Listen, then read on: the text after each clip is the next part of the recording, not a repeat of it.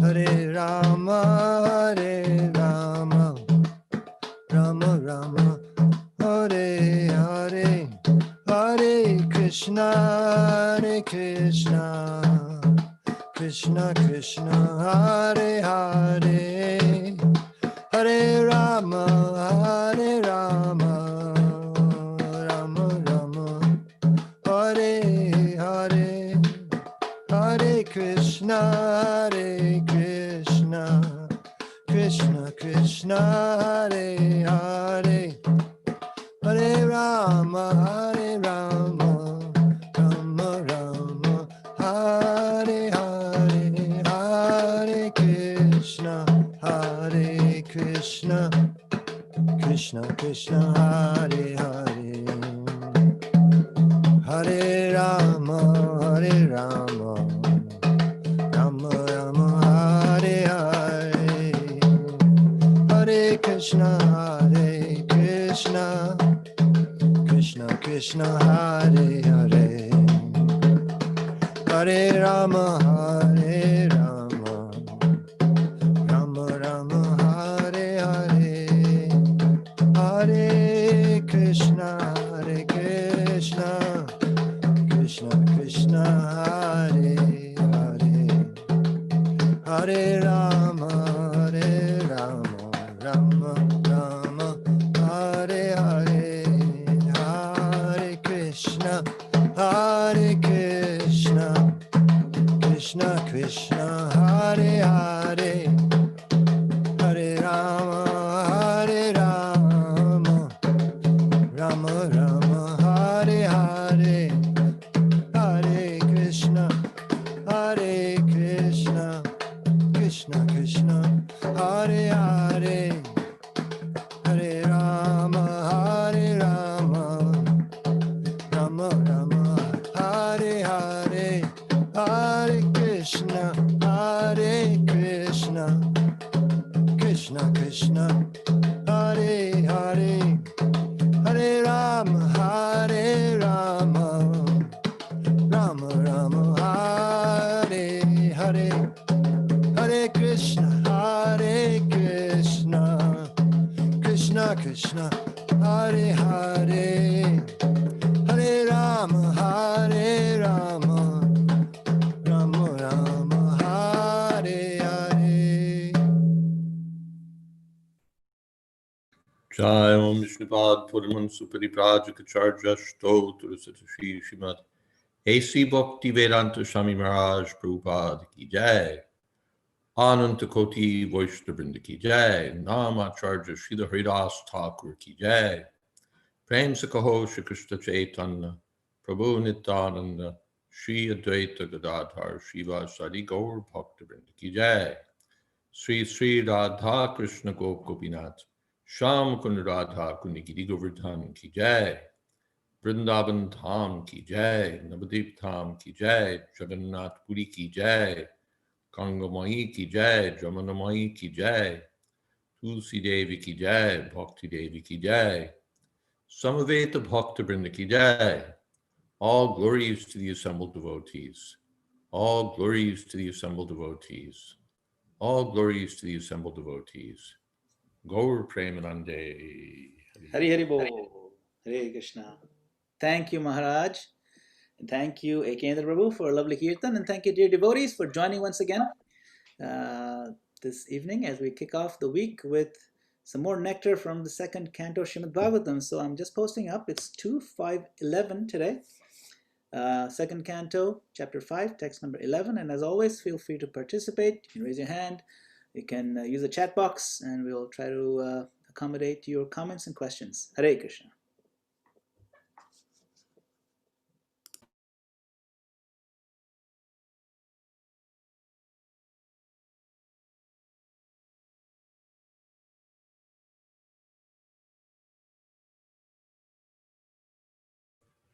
Om Namo Bhagavate Vasudevaya. Om Namo Bhagavate Vasudevaya. Om Namo Bhagavate Vasudevaya. Om Jnana Timirandhasya Gyananjana Shalakaya Chakshurun Militam Jaina Tasmai Shri Gurave Namaha Shri Chaitanya Manobhistam Sthapitam Jaina Bhutale Swayam Rupakada Mahyam Dadhati Shapadantikam Vandehang Shri Guru Shri Jatapada Kamalam Shri Gurun Vaishnavamscha Shri Rupam Shagrajatam Sahagana Raganatan Vitam Stam Savivam Sadvaitam Savatutam Parijana Sahitam Krishna Chaitanya Devam Shri Radha Krishna Padan Sahagana Lalita Shri Vishakhan Vitamscha He Krishna Karuna Sindho Deen Bandho Jagatpate Gopesha Gopika Kanta Radha Kanta Namostute Tapta Kamshana Gaurangi Radhe Vrindavaneshwari Prashabhanu Sute Devi Pranamami Holi Priye Vancha Kolpatarubhyascha Kripa Sindho Pyevacha Patitanam Bhavanebhyo Vaishnavebhyo Namo Namah Shri Krishna Chaitanya Prabhu Nityananda Shri Advaita Gadadhar Shiva Sadi Gaur Bhaktivinoda Hare Krishna Krishna Krishna Hare Hare Hare Rama Rama Rama Hare Hare.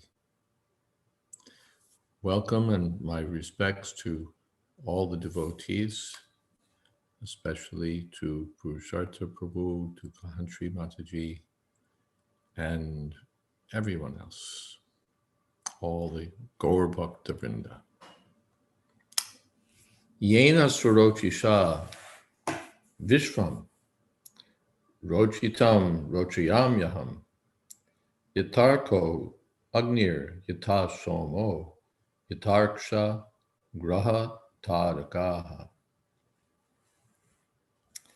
The Yena, by whom Lord Brahma has been approached by Narad Muni, you appear to be the supreme powerful person, but then I see that you're meditating, you're doing austerities. So who is it? Is there someone beyond you? So Lord Brahma has answered that yes, there's the personality of Godhead, the ultimate truth beyond me. Yena, by whom? Surochisha Vishvam Rochitam Rochayamyaham. So the big word here is Rochisha, Rochitam, Rochayami. This Rochayati means to shine, to be brilliant. Let's see. Shining, radiant. Yes. Brightening, enlightening. Rochaka. Rochaka, Rochana. Shining, radiant. Yes. And manifesting.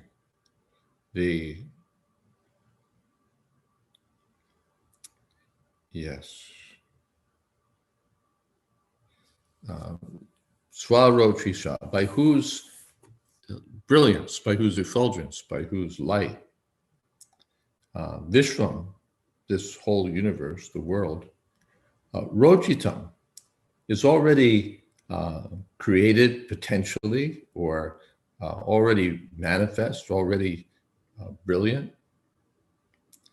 Rochiyami, and I manifest what he's already manifest in potential form. The Sarga and Visarga. The Lord creates the ingredients of this universe, and even the plan for the universe is already there. And it's revealed to Lord Brahma. Just as you might hire a contractor, so you may supply the ingredients for what he's going to build, and you supply the plan, and you say, all right, go for it. So Lord Brahma says that actually I'm not creating anything new. Swarochi Shah, by his own effulgence, this whole universe is already potentially created. You can say in seed or in, what's the word? Well, Prabhupada says potentially, but in a not yet unfolded form. It's compact, the way a seed is compact. Everything's there, but not yet unfolded, or not yet manifest. Rochayami, I make it manifest. Aham, that's what I do.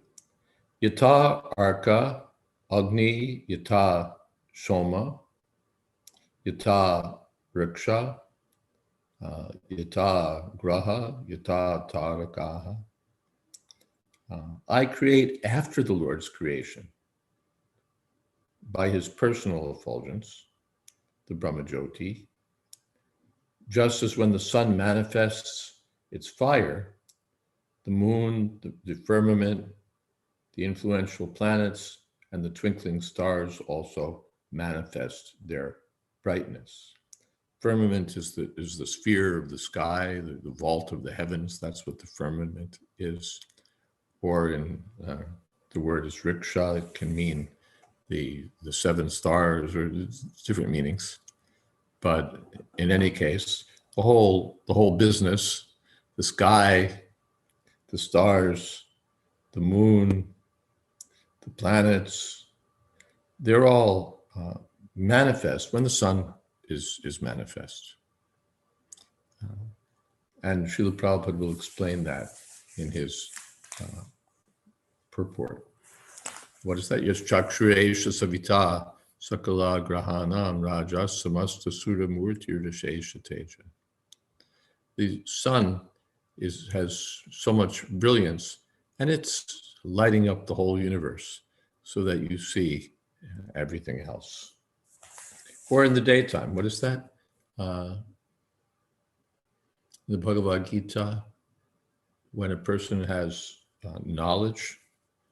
Oh, I didn't bring my little Bhagavad Gita book.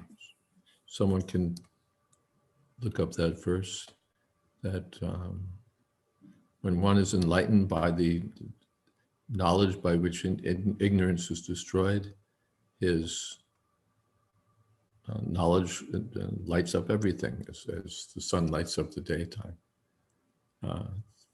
Praveen will find it, no doubt.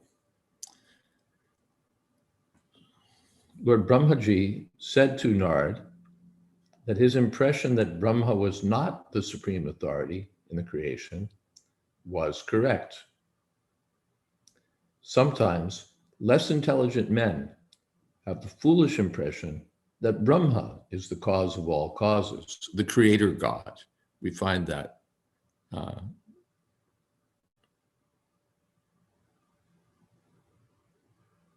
no, that's not the verse, Praveen.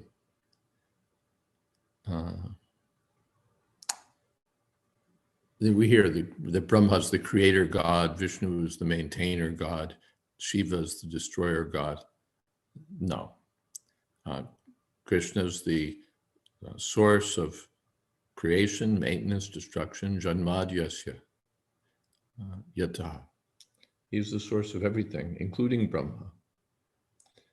But people see that Brahma's doing the work of creation. They think he must be the ultimate. No. So Narad wanted to clear the matter by the statements of Brahmaji, the supreme authority in the universe. As the decision of the Supreme Court of a state is final, the judgment of Brahmaji, the supreme authority in the universe, is final in the Vedic process of acquiring knowledge. Tene Brahma Hridaya Adi Kavi. He's the original learned person. He's the Pitamaha, the grandfather of the universe. So his authority is beyond question. So Narada is bringing the matter to Brahma. And not only the supreme authority of the universe, but you're the person that seems to be supreme. So we're bringing the question to you, are you or are you not? As we've already affirmed in the previous verse, Naradji was a liberated soul, therefore not one of the less intelligent men who accept a false god or gods in their own ways. He represented himself as less intelligent, yet intelligently presented a doubt to be cleared by the supreme authority so that the uninformed might take note of it and be rightly informed about the intricacies of the creation and the creator. So it's very, very nice that Narada presents himself as less intelligent, but he asks a very intelligent question.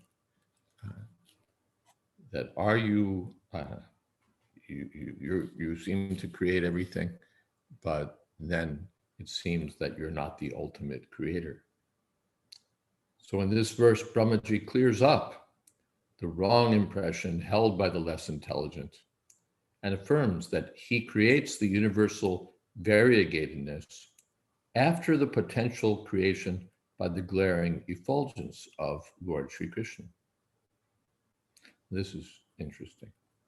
Brahmaji has already separately given this statement in the Samhita known as the Brahma Samhita, where he says, Yasya prabha prabhavato jagadanda koti koti vashesha vashudhari vibhuti binnam tad brahma nishkalam anantam ashesha bhutam govindam adi purusham tamahang bhajami.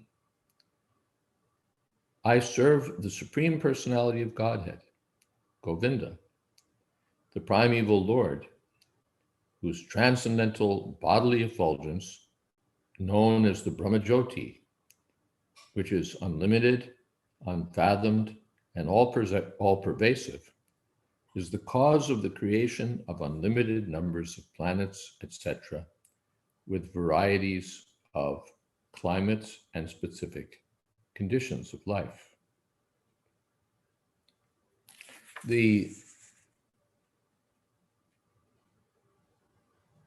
We'll read. What's interesting here to me is the statement that the Brahmajyoti is the cause of the creation. Usually we find that Krishna is acting through his various energies.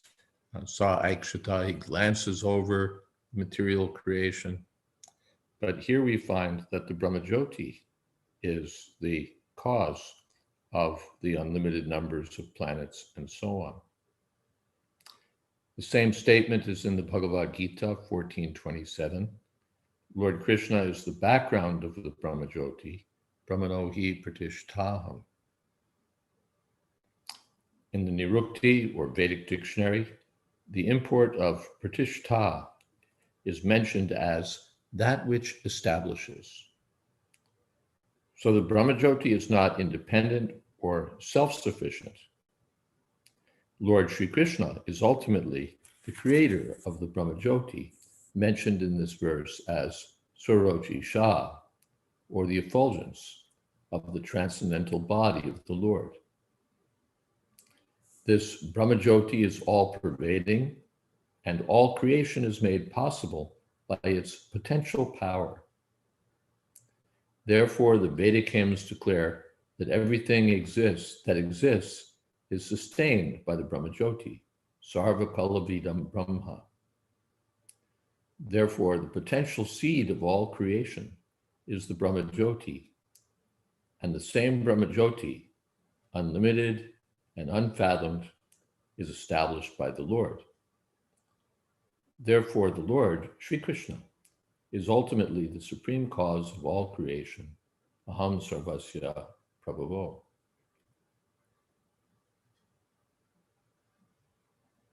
So it's a bit mysterious, at least to me, how the Brahmajyoti is the background of everything.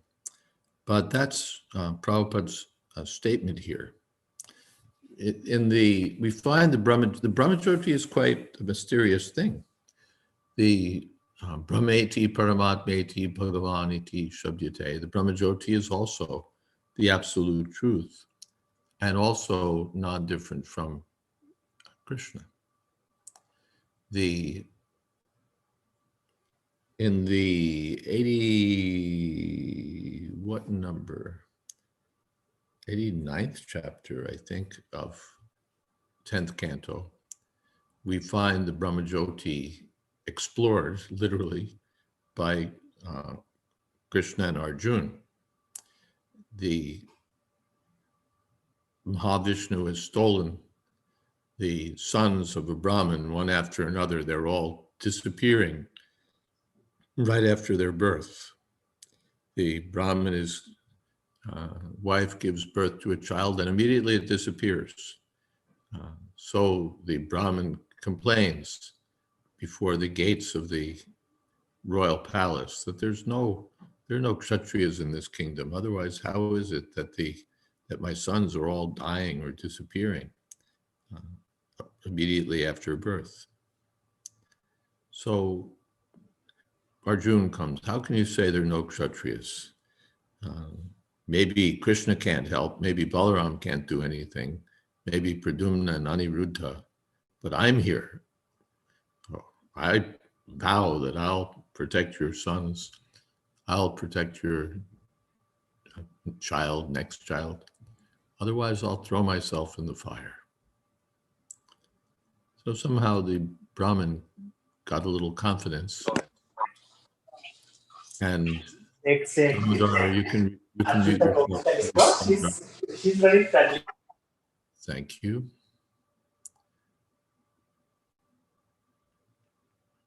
Somehow the Brahmin got a little confidence. And when the next child was born, he called for Arjuna, or when the next child was about to be born, he called for Arjuna, and Arjuna camped out there with all of his weapons and protected the whole cottage of the Brahmin. But then as soon as the child was born, his weapons flew up into the sky, the child flew up into the sky and was gone. So then the Brahmin, I was such a fool, I put my faith in Arjuna, who's just a braggart. No, I'll find your child, don't worry. So he looked throughout the universe, every place, couldn't find the child. Then he was ready to throw himself in the fire, but Krishna said, "You're my friend. It doesn't look very good for me if you do that. So let's look a little further." They got on Krishna's chariot, and Krishna spurred the horses on all the way through the coverings of the universe until they came to the other side of the universe where they entered the Brahmajyoti, the bright effulgence of the Lord. So then that's described. Let's see.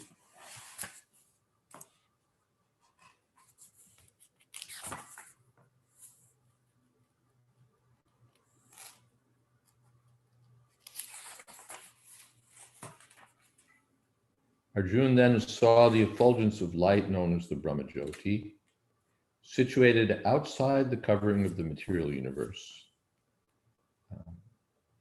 Because it cannot be seen with our present eyes, the Brahmajyoti is sometimes called avyakta, unmanifest.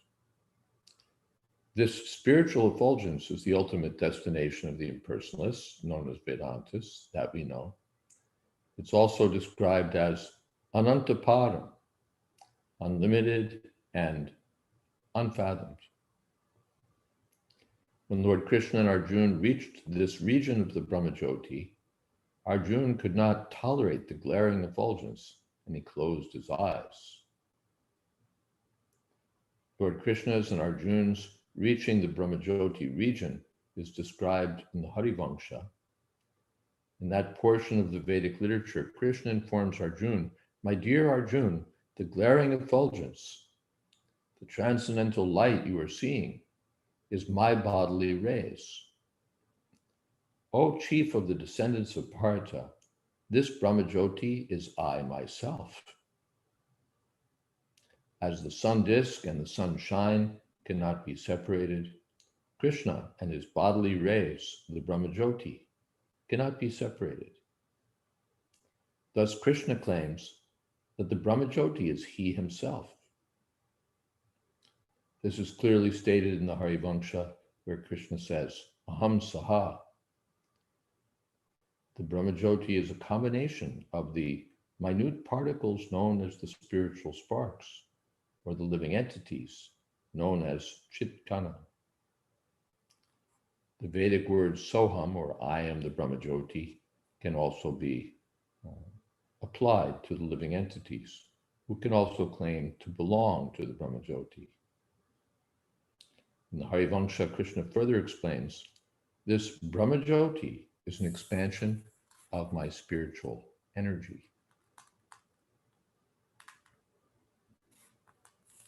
So the Brahmajyoti is quite something. It's Krishna himself, and it's also the energy of Krishna, or what is that? It can't be separated from Krishna. And yes.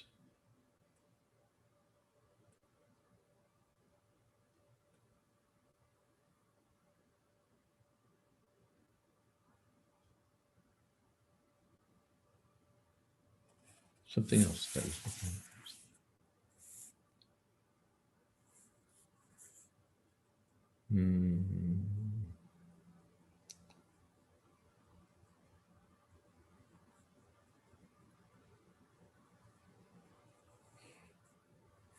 Yeah, an expansion of my spiritual energy. So this Brahmajyoti is Ananta Nishkalam, Anantam, Tad Brahma Nishkalam, Anantam Ashesha Bhuta. Brahma Nishkal, the unlimited Brahmajyoti, Tad Brahma Nishkalam, Anantam Ashesha Bhuta. The Brahmajyoti is not different from Krishna. Brahmajyoti is not different from Krishna. And so Swarochi Shah, Krishna expands himself as the Brahmajyoti, and here it's said that the Brahmajyoti itself is the cause of the creation of the whole universe.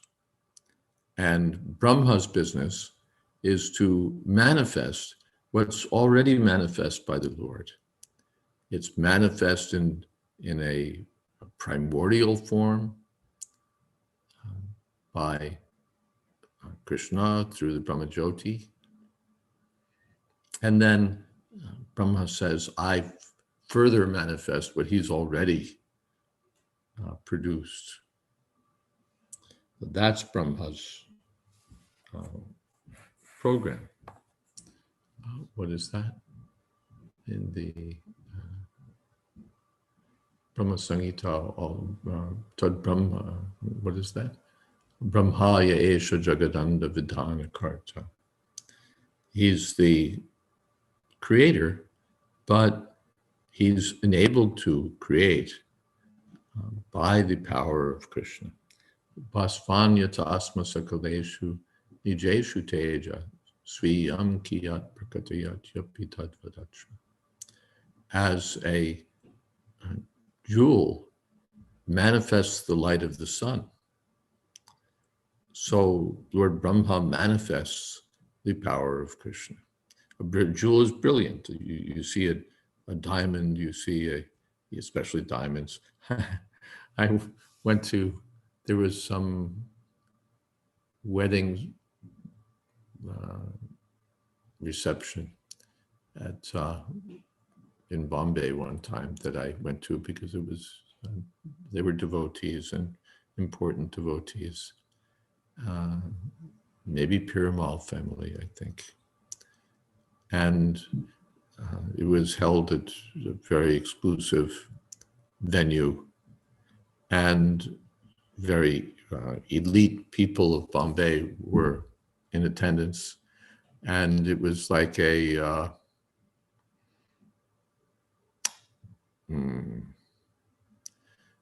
jewelry showroom.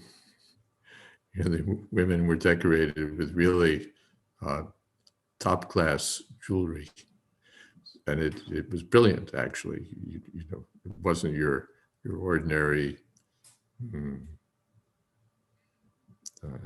costume jewelry. This was the real stuff, and brilliant, truly brilliant.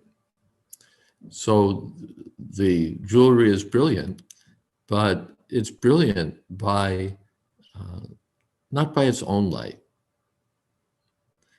Not by its own light. The diamond doesn't generate light. You say a brilliant diamond, but the diamond in the dark is not brilliant. It doesn't have any light at all. But when the diamond is in the presence of light, then the diamond is brilliant. So Brahmaya Esha Jagadanda Vidhana Karta. Brahma on his own can't do anything.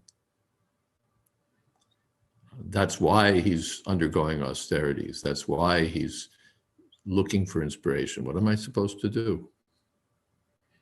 So, Tene Brahma Hridaya Adikavye. Krishna gives him intelligence, then Tesham Ivanukam Partam Muhammad Gyanajam Tamaha. Nashyami Atma Bhavasto Gyanadipena. Krishna gave him enlightenment from within the heart. This is what you're supposed to do. Create the universe by tapasya. And Brahma does it. But not by his own power, but by reflected power, or by manifesting what Krishna has already manifested. Krishna manifests the primordial elements. Krishna manifests within the heart of Brahma the plan for the creation, and then Brahma does everything.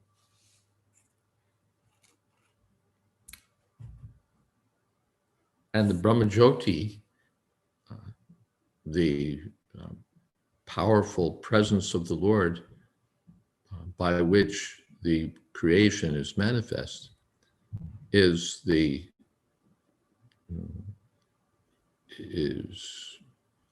what would you say? Pratishta. Krishna says, I'm the basis of that Brahmajyoti. The Brahmajyoti rests on me.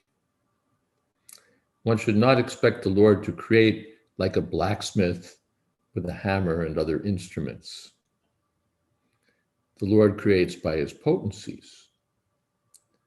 He has multifarious potencies, parasya shaktir vividhaiva shruyate. Just as the small seed of a banyan fruit has the potency to create a big banyan tree, the Lord disseminates all varieties of seeds by his potential Brahmajyoti, Swarochi Shah, and the seeds are made to develop by the watering process of persons like Brahma. Brahma cannot create the seeds, but he can manifest the seed into a tree, just as a gardener helps plants and orchards to grow by the watering process. The example cited here of the sun is very appropriate. In the material world, the sun is the cause of all illumination, fire, electricity, the rays of the moon, etc. All luminaries in the sky are creations of the sun. The sun is the creation of the Brahmajyoti, and the Brahmajyoti is the effulgence of the Lord. Thus, the ultimate cause of creation is the Lord.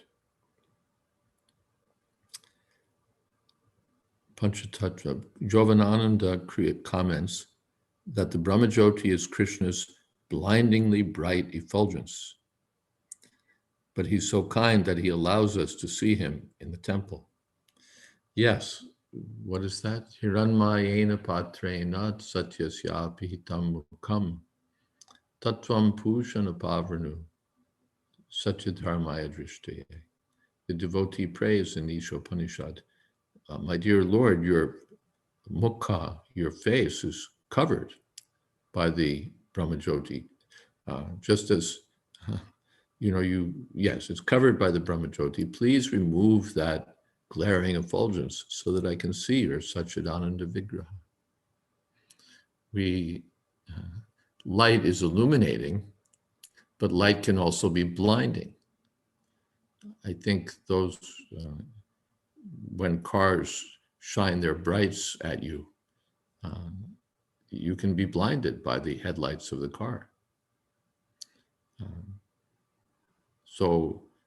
Therefore, the light has to be subdued a little bit, then you can see. So when there's too much light, or when the light is, too powerful, then we can't see. And when there's no light, then we can't see. So the effulgence of the Brahmajyoti blinds the impersonalists. They can't see the transcendental form of the Lord because they're looking toward the Brahmajyoti in such a way that the Brahmajyoti blinds them. It covers their vision of individuality, individual existence. So that's another way that everything becomes one. In dark, Prabhupada has this brilliant purport in Bhagavad Gita, as it is, a delightful purport, where he says that, maybe it's that same verse, 5:16, where Prabhupada says that in the darkness, everything is one. The Mayavadis, everything is one, everything is one, everything is one. Prabhupada's in the darkness, everything is one. You can't see anything. So, and when the sun comes up, then you see, here's a tree, here's the road, here's this, here's that. So the same thing is true in it. Yes, at night we see everything as one in the darkness, but in day, when the sun is up, we see everything in its real identity. Identity with individuality and spiritual life is real knowledge. So one is as good as blind in the darkness, because everything is one, because you can't see anything. And the impersonal effulgence of the Lord also blinds us. So the impersonalists are blinded. They can't see individuality because they're so intent on seeing this feature of the Lord, the oneness feature. But the devotee, by the grace of the Lord, can see the Lord and his effulgence. He can see the Lord and his effulgence, or he sees that beyond the effulgence is the Lord. As Narada says, people can't see beyond Brahma. They look at Brahma, they see here's the creation, the creator. And the Mayavadis, they look beyond Brahma, they say, oh, everything is the impersonal Brahma effulgence. But they can't go further. But the devotee, by the grace of the Lord, he sees Brahmanohi Pratishtaham. Behind the Brahmajyoti is Krishna. The material scientists are not even in the position of appreciating Lord Brahma. They just see the material elements and they think this is the cause of everything. But they don't follow through. It's really astonishing, actually, that they don't, but they don't. Or they try, but they falter because their method is imperfect. But even a child wants to know, well, if this comes from this, where does that come from? Then where does that come from? Where does this come from? He wants to trace the chain back. All right, everything is created from material elements, but where do the material elements come from? they come from a black hole. Where does the black hole come from? Everyone, even a child, will ask in this way. So the intelligent philosopher is seeking the cause of all causes. Janmadyasya yata sarvakarana karana. And after many, many births, he sees Vasudeva Sarvamiti. Aham Sarvasya Prabhuva. Mata Sarvam Pravartate. All right, any other comments, questions? Vijay Krishna. Yes. Maharaj? Sir? Maharaj, my obeisances. My question is related to the following passage of the purport. Yes.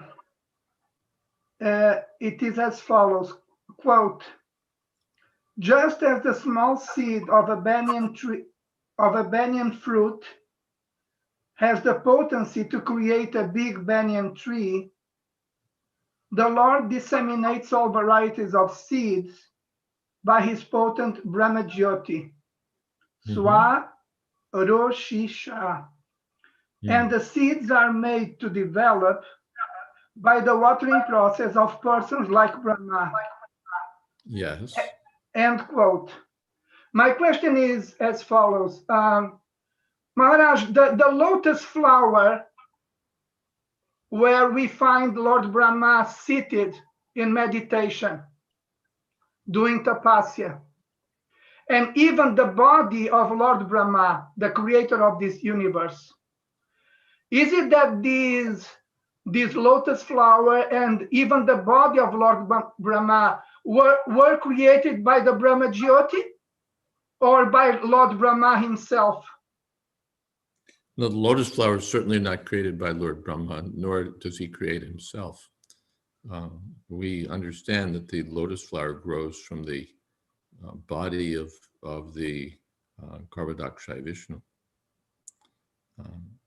But Brahma tried to find that source and he couldn't find it. But that's the statement of Bhagavatam, that this lotus is growing from the body of the Lord, and that on that lotus Brahma is born from the potency of the Lord. He's called Atmabhu, self-born, but not exactly self-born. He's born from Lord Garbhodakshaya Vishnu. And what is the connection between Garbhodakshaya Vishnu creating the lotus flower and the body of Lord Brahma and the Brahma Jyoti? I don't know. Okay, Maharaj, just to finalize my question. We know that the Brahma Jyoti is the spiritual radiance coming out of the body of the Lord. And then we find in the material creation the 8 inferior energies, earth, water, fire, air, ether, and then the subtle 3 energies, mind, intellect, and false ego. My question is related to these 8 material inferior energies. Is it that these 8 material energies are created by Lord Brahma from the Brahma Jyoti? No, Brahma doesn't create the material, these energies. Brahma's, he works with these energies, but he doesn't create them. Binna prakatir me ashtadha. You'll find as the narration expands in the 2nd canto, 3rd canto, how the Lord manifests these basic ingredients of the creation, 16 ingredients, and Brahma works with them.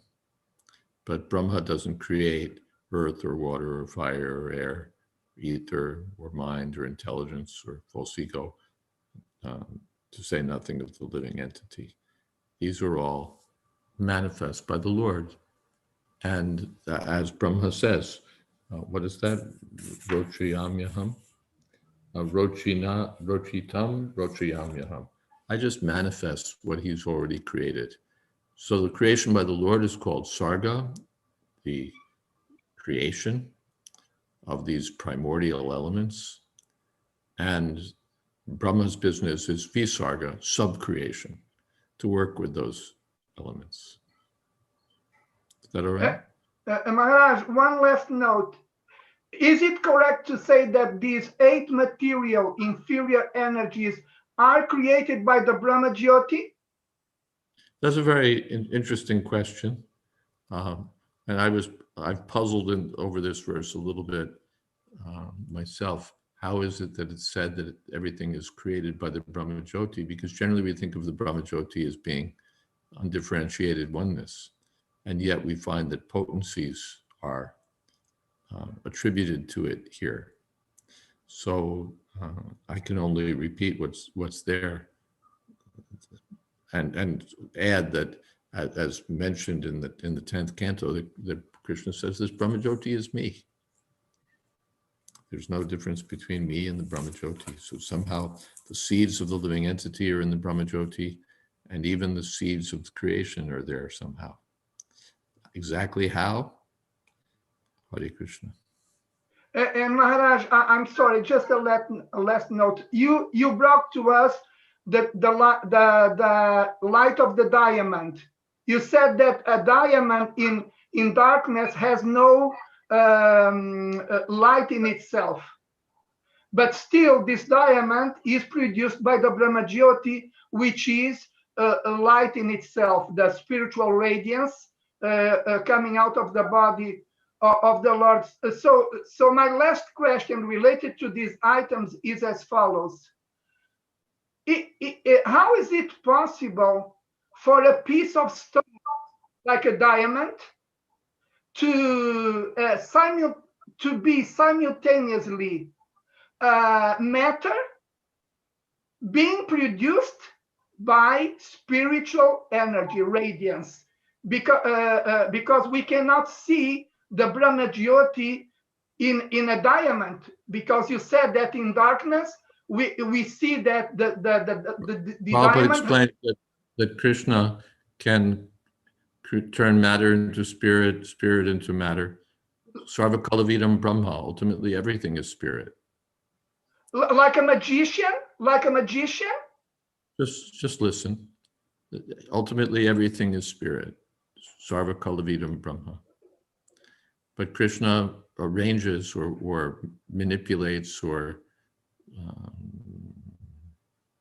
conducts his spiritual energies in such a way, manages his spiritual energies in such a way that they also manifest materially. The Prabhupada gives the example that the government treasury is one, but the government manifests a college and the government manifests a prison. So they act in different ways, and yet the money in the treasury is one. Or electricity, the electrical energy is of one quality, but by the management of the electrician, in a refrigerator it cools, and in a stove it heats. So you look at it and you say, this is one energy. How could it heat something and make something cold? Those are opposite qualities. But both possibilities are there with electricity. You look at it, it's just, energy of a certain force traveling through a wire. But if you know how to do it, you can use that force to weld something. You can use that force to heat something, to cool something, to freeze something, to do all sorts of things. Although it's just one energy, it can do so many things. You're running your laptop, you're running the lights, you're running the fridge, you're running the stove, you're running your clock, you're running so many things on this one energy. You look at it and you say that I don't see a difference between the electricity that's going into the stove and the electricity, or the microwave, or the electricity that's going into the refrigerator, or the electricity that's going into a clock. But the clock doesn't freeze, the clock doesn't get hot, the clock just tells time. And the stove doesn't tell time, the refrigerator doesn't tell time. They act in different ways. So the electricity has all these possibilities within it, just as money. It has so many possibilities within it. You can do this with it, you can do that with it. But when you look at it, it's just all money. So Sarva Kalavidam Brahma, everything is Krishna's energy, but Krishna can use his energy in different ways. So when he uses it one way, it's called earth. When he uses it another way, it's called fire. When he directs it another way, it's called water. When he directs it another way, it's called the living entity. So these are all Krishna's energies, or they're Krishna's energy, singular. But he Parasya Shakti Vidaiva Shriyate. He manifests his one energy in multifarious fashions. That's Krishna. And Maharaj, this is the reason why we call him Yogeshvara, the supreme magician. It's, Yogeshvara means the master of all mystic powers. Yeah, you can say that's one reason. Thank you, Maharaj. There's lots of reasons for calling Krishna Yogeshvara, but anyway, this is one of Krishna's powers. That he uses all of his energies in these various ways. Wonderful ways, yes. Maharaj, thank you very much.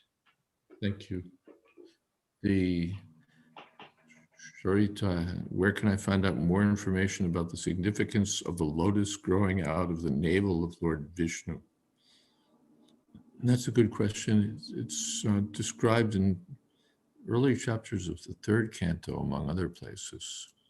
It's sort of a topic that comes up in various places in Srimad Bhagavatam. But one place that comes to mind is the third canto, where, and I have to look, but in the early chapters, not earliest chapters, but it's there. I guess you have to get the database out and search for navel and Lord Vishnu and lotus, and you'll find a lot. Okay, anything else? Well, I thought of going on to the next verse, but we won't, because we're now at 8:52 and 8 minutes doesn't get us very far. Yena surochisha vishvam. Rochitam rochiyam yaham, yatarko agnir, yatasomo yatarksha, graha taragaha. The Brahmajyoti, Brahma Nishkalam. What is Nishkalam?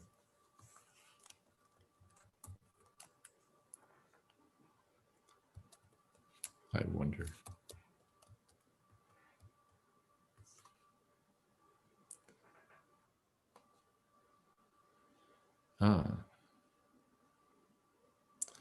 Undivided,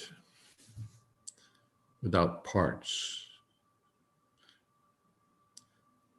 Indivisibility, Nishkalatva is indivisibility, the state of the absolute Brahma, the Brahmajyoti.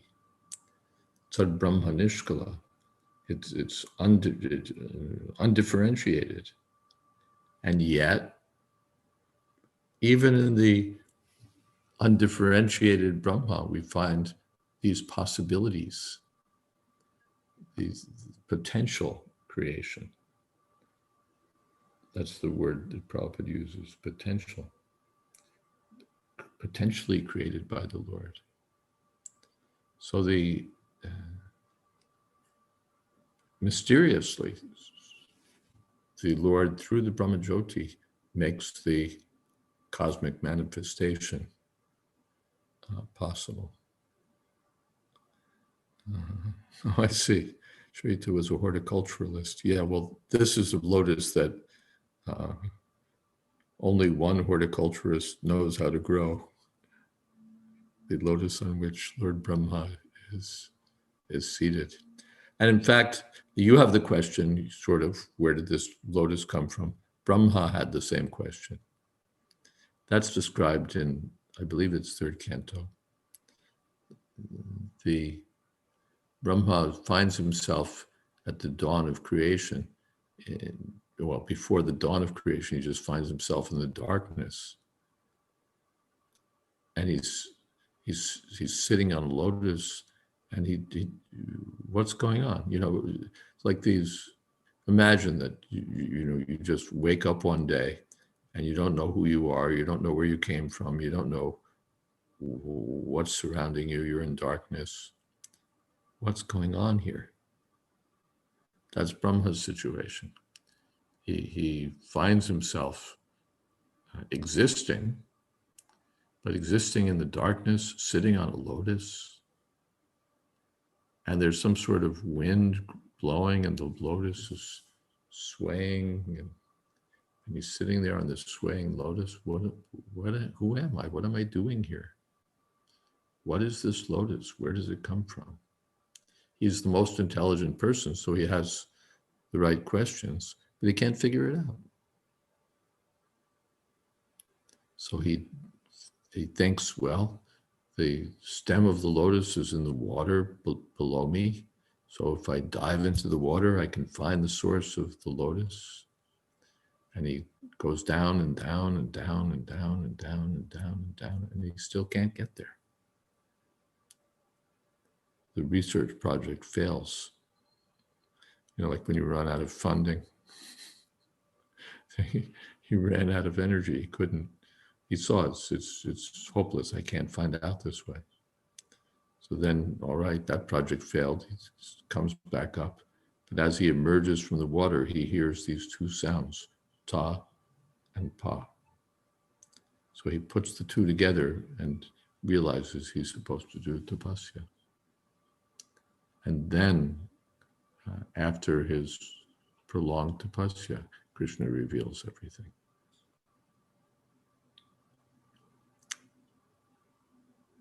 So a very intelligent question, where does this lotus come from? And this is the question of philosophy. What is the source of everything?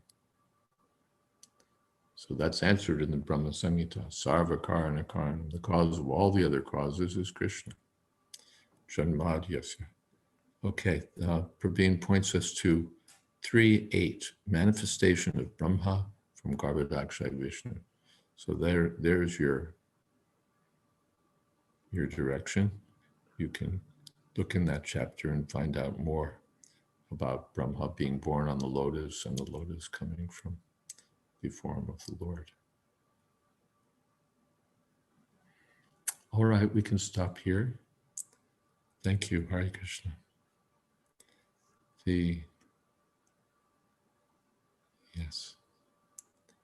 We can stop here and hand things back to Madan Gopal Prabhu. Hare Krishna, thank you, Maharaj. There's a quotation from you. Yes. From Bhagavatam. Brahma, born out of the lotus flower, could not see the world, although he was situated in the whirl of the lotus. He therefore circumambulated all of space. He wandered around through all space. And while moving his eyes in all directions, he achieved 4 heads in terms of the 4 directions. Yeah, there's so much. In third canto, you'll find a lot. Here in the second canto, we're being introduced to the fact that Brahma is the sub-creator and the Lord is the creator. And this will be elaborated, the process of creation. We read the chapter, the process of creation. It really didn't tell us that much about the process of creation, really. It gave us a sort of coming attractions, or it gave us the very basics. Most of the chapter is actually Sukadeva Goswami praying to the Lord to be able to speak about these things. So it's really only introduced here. And in the third canto, we'll dig deeper into the process. We'll find out more about the creation of the primordial elements and the elaboration by Brahma of these elements into the cosmic manifestation in which we find ourselves. Now, really over back to you. Okay. Thank you, Maharaj. And thank you, dear devotees, for such engaging discussion. And we will continue this discussion on Friday, because Wednesday is a special day. So I'm just going to share that. Of course, on Thursday, we have the special Ishta Goshti. It's on a separate channel. So please make a note of that. This Thursday Ishta Goshti is quite engaging, very practical. And there's lots of things to be learned here on this discussion that a lot of devotees may or may not know about some of the details on these rules and regulations. So it is certainly of benefit. So on Thursday, that's 7 p.m. on the Ishtagoshti channel. This next 3 days, we are going to observe a special special observance because Srila Prabhupada's divine, disappearance pastime is celebrated on Wednesday. So we'll start the glorification tomorrow evening with His Holiness Giriraj Swami Maharaj. So tomorrow at 8 p.m., Giriraj Swami Maharaj will speak on this channel. On Wednesday, His Holiness Jayadvaita Swami Maharaj will lead us on this glorification of Srila Prabhupada and appreciation of, his contribution to the world and to us. And Shuddha Kirti Prabhu on Thursday evening. So please do join for the next 3 days on this channel. So we have them here. And then on Friday, we'll continue the second canto from this point. And on Sunday evening, we have His Grace Gauranga Prabhu. So please do join for all these special sessions. Hare Krishna. Thank you very much. And if you like, we can unmute yourself at this time and say a quick Haribol to Maharaj. Hare Krishna Maharaj, Dandvat, Haribol. Thank you very much. Thank you, Maharaj. Thank you. Hare Krishna, Hare Krishna. Hare Krishna Maharaj. Hare Krishna Maharaj. Hare Krishna Maji. Hare Krishna Maharaj. Hare Krishna Maharaj. Hare Krishna. He told me Maji because of the white hair. Hare Krishna. Thank you very much, Maharaj. Bye, Maharaj. Thank you very much. Thank you. Hare Krishna. So, thank you all for joining. And for those of you who we didn't get the say Diwali greetings, happy Diwali to all of you, belated, and happy New Year to those of you observing the New Year's. I know in Gujarat we celebrate New Year's around this time, so happy Diwali and happy New Year. And we will see you all tomorrow. Srila Prabhupada ki jai. Jai. Jayadvaita Swami Maharaj ki jai. Jai. Bhaktivinoda ki jai. Jai. Gaur Brahmde. Hari Hari Bol.